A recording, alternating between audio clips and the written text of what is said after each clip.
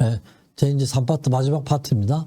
여기에서는 히포크라테스의 사상이 쭉 내려오면서 어떻게 이제 후세들에게 전승이 됐는지 그런 내용하고 요약 결론 이렇게 말씀드리겠습니다. 우선 그 히포크라테스 사상의 전승입니다. 대개 이제 BC 5세기에서 4세기경에 여러 가지 그 의서들이 알렉산드리아 도서관으로 유입이 됩니다. 그러면서 점차 히포크라테스에 대한 관심이 커지면서 전집이 이제 만들어지기 시작하죠. 그리고 시간이 좀 지나면서 전집이 만들어지면서 히포크라테스의 명성이 점차 높아집니다. 높아지는데, 저 때부터 이제 의학의 아버지 상이라는 게 확립이 되기 시작을 합니다. 그래서, 알렉산드리아 학자들에 의해서 이게 전승이 됐는데, BC 3세기경에는 알렉산드리아의 학문의 연구기관이 무세온이죠. 무세온도 이게 신화에서 뮤즈들이 살던 집이었는데, 저게 이제 도서관 이름을, 그렇게 도서관이라는 그런 이름이 됐습니다. 그 부속 도서관에서 그리스 문헌들을 수집하고 연구를 했습니다. 그래가지고, BC 3세기 초가 되면 의학이 아주 폭발적인 지식적인 증가가 일어나고, 지적 혁명, 그 다음에 인식론적 혁명, 이런 용어를 쓰고 있습니다. 그래서 이런 그 혁명적인 과업은 4명의 의사에 의해서 주도가 됐는데 코스 학파와 크니도스 학파의 학자들에 의해서 전승이 됐습니다. 코스 학파에서는 프록사고라스와 그 제자 헤로필러스, 크니도스에서는 크니스포스와 그 제자 에라시스트라토스, 이 4사람의 의사 학자들에 의해서 이런 저 지적 혁명, 인식론적인 혁명이 일어납니다. 그러니까 이제 이게 다 히포크라테스의 전통이 이 학자들에 의해서 계승이 됩니다. 지금 말씀드린 그 무세온, 이게 이제 헬레니즘은 무세온이 그걸 했는데요. 이때 그 BC 300년부터 280년경 헬레니즘 시대의 그 문명의 산실이라고 할 수가 있습니다. 거기에 있는데 저 도서관은 프톨레마이오스 1세가 알렉산드리아에서 건립을 했죠. 그러면서 이제 히포크라테스 전집, 아리스토텔레스 전집, 그리스의 그 유명한 그 전집을 보존을 하고 장서가 거의 70만 권이었다고 그래요. 어마어마하죠, 그 당시에. 근데 그 후에 이제 외침을 받으면서 방화도 하고, 아우렐리우스 황제의 공격도 받고, 그래가지고 642년경에는 아랍이 침공을 해가지고 완전히 파괴를 시켜버립니다. 뭐 굉장히 아까운 그런 안타까운 일이었죠. 근데 이제 그 후에 쭉 조금씩 재건이 되다가 2002년도에 와서 본격적으로 유네스코 거기에서 이제 이집트, 산유국, 프랑스, 독일 뭐 이런 사람들이 기금을 모아가지고 현대식 도서관으로 다시 이제 부활을 시켰습니다. 이게 이제 부활된 알렉산드리아의 무세온 부속 도서관입니다. 히포크라테스 전집이 편집되기도 했습니다. 로마 시대로 와서는 BC 1세기경에 이제 키케로라는 또 뛰어난 사람이 있었죠. 그래서 아스클레피우스의 업적과 히포크라테스를 비교하기도 하고, 또 네로 시대에는 에로티아누스라는 학자가 히포크라테스 용어집을 편찬을 했습니다. 그래서 이제 역사적으로 이건 용어집 편찬으로는 최초의 용어집 편찬이 네로 시대에 이루어졌습니다.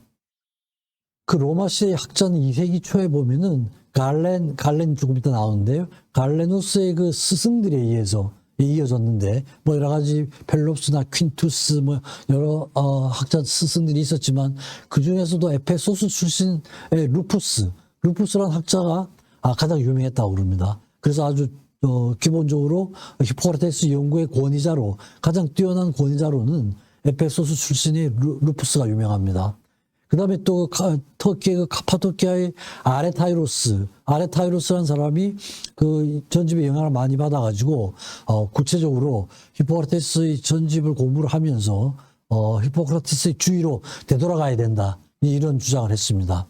그리고 로마의 크리보니아스 라르구스라는 그런 학자가 그 저서를 쓰면서 그 서문에 히포크라테스를 의사직의 창시자로 기술을 하면서 의학의 아버지라는 게 조금씩 이제 구체화가 됩니다.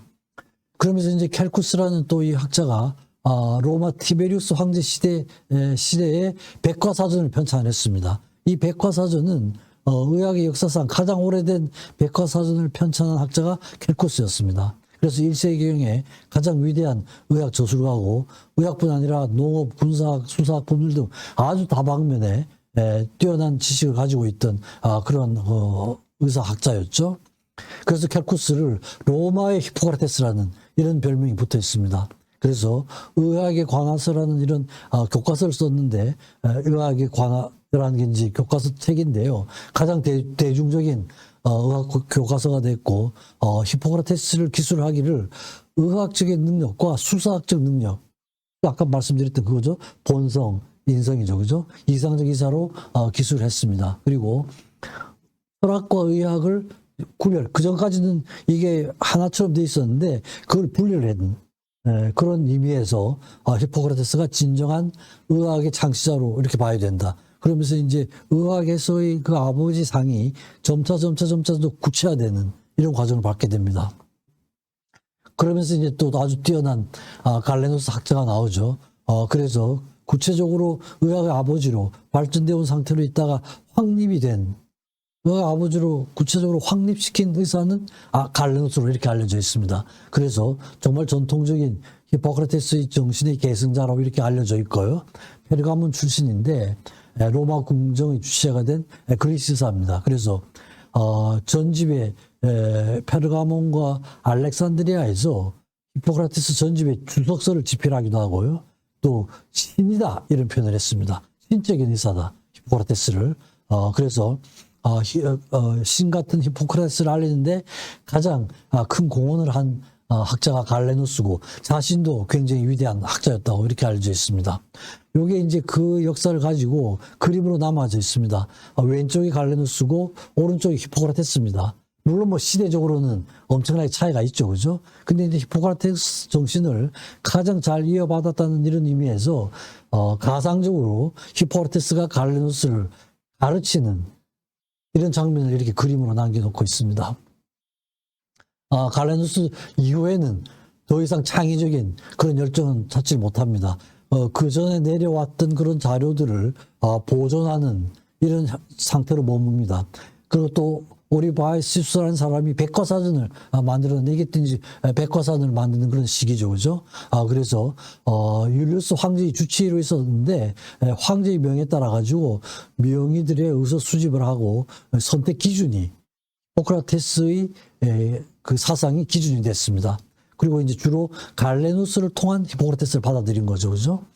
그래서 중세에 와서도 히포크라테스 정신이 계속 이어지는데 주로 이제 알렉산드리아 학파의 전통이 비잔틴 학 전통과 아랍 전통으로 이렇게 양쪽으로 이어지면서 전통이 내려옵니다. 그래서 비잔틴 전통은 6세기에 라벤나에서 탄생을 했고요. 그 다음에 이제 그 히포크라테스의 논문들이 라틴어로 번역이 됩니다. 라틴어로 번역이 되고 카시오도루스라는 사람이 수도승들에게 히포크라테스와 갈렌의 라틴어 책을 열심히 공부를 해야 된다 이래가지고 가르쳤던 이런 기술이 있습니다. 또 다른 한편으로는 아랍 전통이죠. 그래서 후나인 이브 이사크라는 사람이 있는데 이 사람은 아랍 의학의 아버지로 불리는 이런 사람입니다. 이 사람이 이제 그 히포크라테스에 관심이 많아가지고 그리스 의서들을 아랍어로 번역도 하고 또 네스토리우스 학파 기독교인데 거기에서 갈레누스가 히포크라테스를 잘 이어받았잖아요, 그죠? 그래서 갈레누스의 주석서로 히포크라테스의 전집을 번역하기도 하고 그래서 갈렌의 영향을 많이 받는 이런 겁니다. 그래서 그런 이븐 이스하크는 갈렌의 영향을 많이 받았고 또 알아지라는 학자는 갈렌보다는 원래 통해서 받는 게 아니라 히포크라테스 원래의 정신을 더 중요하게 생각해야 된다. 이렇게 해서 이제 기본 입장에서는 약간의 차이가 있습니다. 그래서 아랍 주석가들이 있는데 크게 두 파죠, 그죠? 갈레누스를 통해서 히포크라테스를 받아들인 이런 주의가 하나 있고요.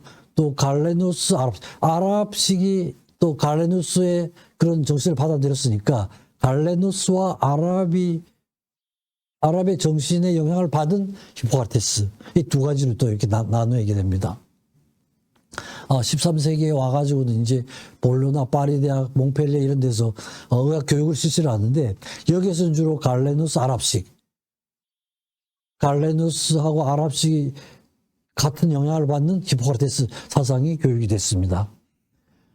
근대 이후에는 이제 그 르네상스로 오면은, 르네상스 시기에는 대개는 이제 이때는 그 아랍 전통에 의해서 보존된 히포크라테스 사상이 르네상스에서 부활을 하게 됩니다. 그래서 그게 이제 갈레누스의 저술로 확대가 되고, 근데 이제 그때는 갈레누스의 사상과 히포크라테스 사상이 서로 그 중요성이 거의 비슷한 시기라고 볼 수가 있습니다.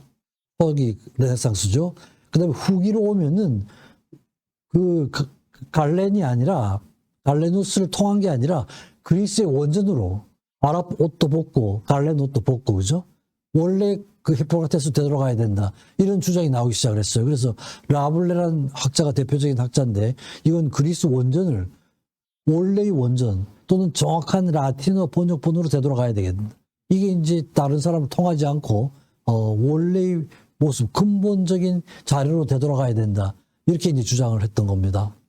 그러면서 이제 그런 주장은 지금까지도 그 후에도 근대에 와서도 파라켈수스라는 그 학자에 의해서 히포크라테스하고 갈렌하고 구별이 확실하게 돼야 된다. 갈렌의 영향에서 벗어난 히포크라테스주의를 추구를 해야 된다, 이런 주장을 했습니다. 그래서 히포크라테스의 정신을 이어받아야 되고, 이런 히포크라테스의 기본 정신이 갈렌과 다른 그 알렉산드리아 의사들, 이런 사람들에 의해서 상당히 왜곡된 부분이 있다, 이런 주장을 했습니다.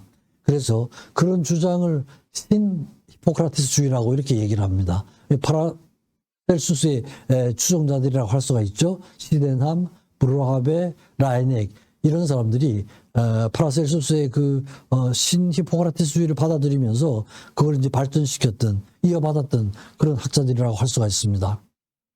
그래서 이제 크게는 전통주의는 히포크라테스를 지금까지 말씀드렸던 내용들을 좀 정리를 해보면은, 원래의 전통이죠, 그죠? 히포크라테스 그 전통으로 되돌아가야 되고 원전으로 되돌아가야 된다, 이런 주장을 했던 사람들인데, 그 이제 리트레 같은 사람이 대표적인 학자라고 할 수가 있죠. 그래서 19세기 히포크라테스의 정신의 완성자라고 이렇게 이제 불린 사람입니다. 언어 학자이기도 하고 프랑스어로 사전 편찬도 했고 약 10권 분량의 그리스 프랑스어 대역본을 완성을 하기도 했습니다.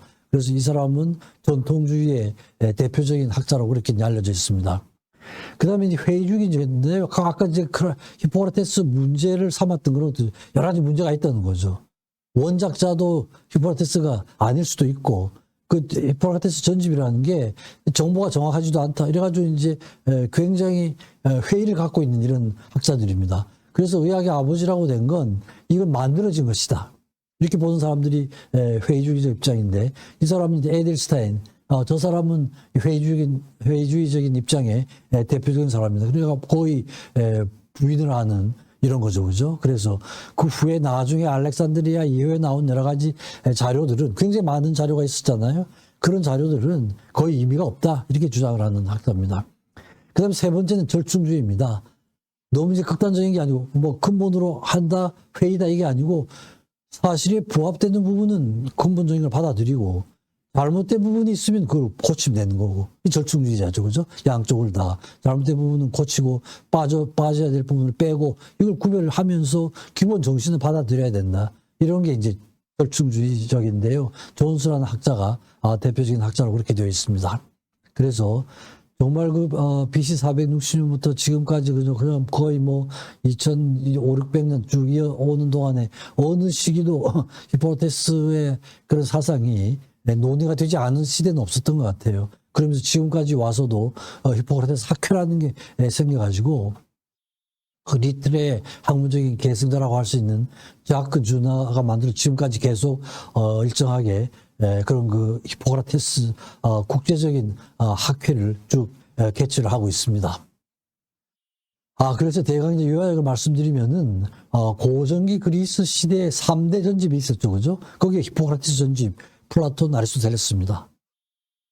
이게 되게 우리가 일반적으로 플라톤, 아리스토텔레스는 뭐 굉장한 고전으로 받아들이면서 히포크라테스 전집은 약간 좀 소홀하게 됐던 점이 있지 않습니까? 그죠? 근데 이런 기록들을 보면 저 세 전집이 어떤 게 더 중요하고 덜 중요하다, 그렇게 말씀드릴 수가 없을 것 같아요. 똑같은 비중으로, 그죠? 플라톤, 아리스토텔레스 전집이 갖고 있는 그 영향, 그 비중, 그게 히포크라테스 전집에도 그대로 적용될 수 있는 것이다. 이렇게 이제 볼 수도 있는 것 같아요. 지금까지도 그죠? 말씀드린 것처럼 계속 이제 활발하게 연구가 되고 해독되지 않은 부분도 있고 아직 완전하게 답을 다 얻진 못한 것 같아요. 각 나라에서 전집을 이제 출판을 하고 있습니다. 전집을. 근데 많은 나라는 아닌 것 같아요. 그죠? 일부 나라, 프랑스, 독일 이렇게 보니까 최근에는 중국에서 완역본이 출간이 됐더라고요. 우리나라는 물론 아직 되진 않았죠. 그죠? 그래서 아직도 여러 가지 블랙박스가 많은 그런 상태다 이렇게 볼 수가 있을 것 같습니다. 그래서 히포크라테스 그 사상, 크게는 그죠? 인문주의, 휴머니즘이죠. 그 다음에 합리주의, 신비주의가 극복이 됐죠. 자연주의, 인도주의, 그죠? 인간에 대한 사랑, 인문주의. 이 네 가지 기본적인, 이런 그 사상이 전부 통합적으로 이래요. 지금 그 시각으로 보면 완전한 그 통섭적인 접근을 한 사람이죠. 그죠? 통섭적인 사람. 질병을 앓고 있는 인간 전체를 본다. 질병을 앓고 있는 인간 전체를 본다. 코스 학파의 기본 정신이 히포크라테스에서 전형적으로, 그게, 실천이 되고, 지금까지도 이제 중요한 사상으로 그렇게 볼 수가 있을 것 같아요. 치료적인 면에서 보면, 그죠? 자연치유적이고, 그 다음에 코스 학파주죠. 질병보다는 환자 위주. 질병을 앓고 있는 환자 전체. 그러니까 의사는 자연의 보조자고, 환자는 자연의 주체. 그러니까 환자 내에 치유력이 있다는 것이죠. 그죠? 그 치유력을 의사가 도와준다는 이런 겁니다. 이런 사상도 지금하고 꼭 마찬가지죠. 그죠? 환자 내부에 좋아질 수 있는 어떤 가능성이 없을 때는 의사가 할 수 있는 게 아무것도 없죠. 그죠? 이런 사상은 지금까지도 그대로 이어져 내려오고 있는 그런 치료 사상이라고 할 수가 있습니다. 교육적인 면에서는 다친 교육에서 열린 교육으로 나가고 혈연 공동체에서 계약 공동체로. 그러니까 아주 열려있는 데서 전체로 열었다는 거. 이게 이제 굉장히 큰 혁명적인 그런 교육혁명이라고 할 수가 있었죠. 그죠? 이 영감으로 작용한 게 있습니다. 그래서 이제 결론을 말씀드리면은, 히포크라테스 사상은 지금까지도, 그죠? 옛날에 머물러 있는 게 아니라 지금까지도 지속적인 담론의 대상이 되고 있고, 통섭적인 그런 사고방식을 가지고 있고, 또 이런 건 21세기의 새로운 파라다임을 모색하는 이들에게 영감을 제공하고 있다. 지금도 기본적으로는 통섭이죠. 그죠? 하나만 하면 안 되죠. 관련되는 여러 분야가 같이 돼야 돼요. 그죠? 인간에 대한 연구도 해야 되고, 질병에 대한 연구도 해야 되고, 그럼으로써 질병을 앓고 있는 인간에 대한 전체를 봐야 되고, 이런 기본 사상은 하다 보면 자꾸 잊어버리게 되거든요. 기본적으로 해야 된다는 것이죠. 그래서 결론적으로 하면 대의의 합일 정신. 이게 이제 항상 제가 강의를 하면 마지막 결론은 대립적인 게 하나입니다. 인간과 자연 나왔죠. 의학과 인문학이 합일이 되고, 의학과 철학이 합일이 되고, 원래 하나였다가 나누어졌다가 다시 합쳐지는 이런 거죠. 의학과 인도주의, 신비주의와 합리주의, 열린 교육과 닫힌 교육, 부분과 전체. 부분과 전체 이것도 굉장히 철학에서는 중요한 과제로 되어 있습니다. 그죠? 근데 부분과 전체에 대한 이런 그 접근 방법은 소크라테스의 접근 방법을 따라야 된다. 이런 내용들이 플라톤 아리스토텔레스의 책에 계속 나오는 거예요. 그죠? 그래서 이렇게 대립적인 게 하나가 됨으로써 통합적, 전체적인, 통섭적인 접근을 한 이 전형적인 인물이 히포크라테스가 아니었나 이런 말씀을 드리면서 강의를 마치도록 하겠습니다. 경청해 주셔서 감사합니다.